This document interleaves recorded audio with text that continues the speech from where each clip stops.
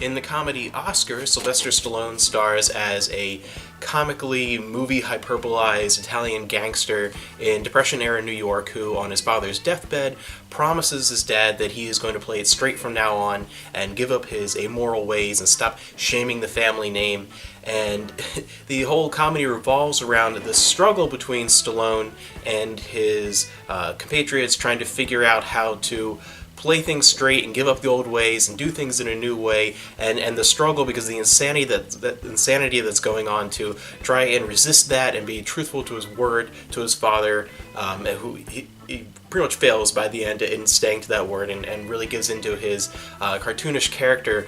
And the entire scenario of this movie, the entire structure, which I believe is based off, I think it's a remake of a French film. It didn't take place in Depression era America. I don't know I never saw the original movie or anything. Just so it's based off an older French film, and which was, I think, based off a stage play. And it really feels like they're trying to go for a very typical 30s screwball comedy, just the way the pacing and the structure is done, and it's one thing into another, and it's just complete insanity. One thing rolls into another plot line, which is constantly interrupted by another thing. There's a million different things going on. It's room to room inside a house, going from scene to scene, and storyline, trying to keep everything straight. And you have some people that think this is going on, other people that think this is going on, and that whole feel of a lot of screwball comedies from that era, and it builds up this manic energy over the course of the movie that eventually sort of implodes at the end and you get your resolution. That story structure and that feel, it really is trying to go for that and doesn't quite accomplish it, but in the end it's an entertaining bad movie. This is a film that was annihilated by critics for the most part. I think I looked just briefly to get some information on like whether it was based off anything. I saw the Rotten Tomatoes score was like 13% for the critics, and I totally get it because it's really not a good movie. But when you go into it understanding that and really not trying to get any kind of highbrow comedy, it really does have its merits, and a lot of that comes from the supporting cast. Sylvester Stallone, initially when I started watching it, I really thought he was horribly miscast. He comes across as incredibly hammy and really is like it's like a Saturday morning cartoon of an Italian American gangster in Depression era New York. I mean, it's just goofy and ridiculous, but the surrounding picture is also very hammy and cartoonish and ridiculous, and I feel like that kind of lessens the clash. Where if this film was handled in a little bit more of a classy way, if it was a little more true to the 30s era slapstick screwball comedies that's going for, if it really wanted to keep that authenticness and that manic energy and just translate that into a 90s film, I think he would really stand out as a terrible performance. But the entire movie as a whole is borderline goofy satire of that type of movie. It really is. The whole thing is just this hammy, tongue-in-cheek, kind of ridiculous, absurd thing. So that his performance, which him doing his best, really is just that hammy and goofy, actually helps the movie because the movie surrounding it is like that, and it just is this kind of like, are you kidding me? Give me a break the whole time, like, oh my gosh, kind of roll your eyes, but inside you're kind of chuckling a little bit as stuff is going on.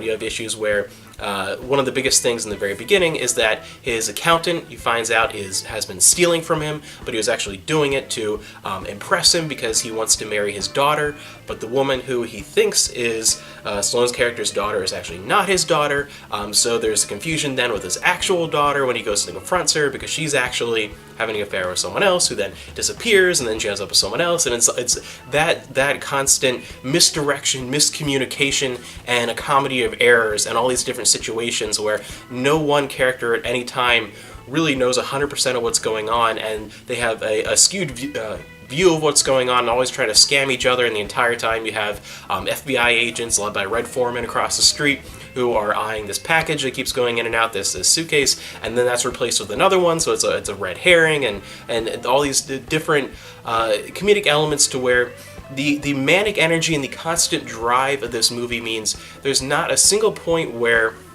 the goofiness almost gets overwhelming, but there's no lull in the energy. There's never enough time for you to really sit back and realize how ridiculous everything is until after you're done watching it and you're thinking about it and how it's just so kind of poorly put together, the entire thing, because as you're actually physically watching it, that you're constantly having your attention driven from one scene to the next, and you never really have time to catch your breath and really think about everything, never really have a chance to analyze it. So it's very much a surface experience of scene to scene to scene to scene, never more than a few minutes at a time.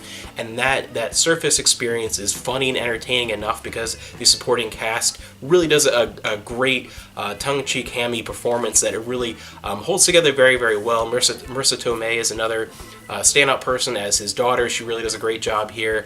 And when I was first watching it, it got to this point where I was like, I finally hit this point a little over halfway through where I'm like, all right, it's really hope this thing knocks it out of the park in the second half, because it's getting a little ridiculous. I can see where the bad ratings are coming from. It's enjoyable to a certain level, but it's a little ridiculous. And then the humor at that point was kind of the same type of humor in every scene, to the point where it was enjoyable to an extent, but I was starting to feel like it's not going to be able to carry it the whole way through the whole length of the film. I felt like it was going to start dragging towards the end, and it didn't, and it kept up the positive supporting cast performances, because the door opens and, like comedy manna from heaven, Tim Curry walks in partway through the movie and gives it that extra breath of fresh air, that extra bit of oomph to carry it through the rest of the movie. And there's always that situation there, because there are constantly new characters and new scenarios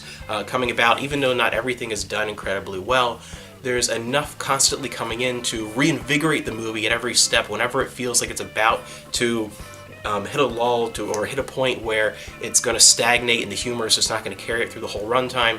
Something else comes in, something new comes in, and recharges the movie's energy and leaves it a very entertaining movie. So overall, it's such an odd one, because it really isn't very good, and even the better performances are good in as far as they're very tongue-in-cheek and goofy and ridiculous, and it's not really that great. And I see where all the poor reviews are, because it is a very stupid movie. It's a very stupid movie, and Sylvester Stallone and the character is just ridiculous. It's a live-action cartoon trying to be a 30s like manic comedy, and just the whole thing is very bizarre. But really, I do have to say though, after watching it, I did enjoy it, even though it's really not a great movie. It's a fun, dumb movie, and sometimes those can be enjoyable. It's something where a lot of people that I've spoken to seem to have that same kind of opinion, where like, yeah, it's not a very good movie, but it's actually fun to watch, and it's one I would like to share with some of my friends sometime, and maybe even like force my wife to sit down and watch it, because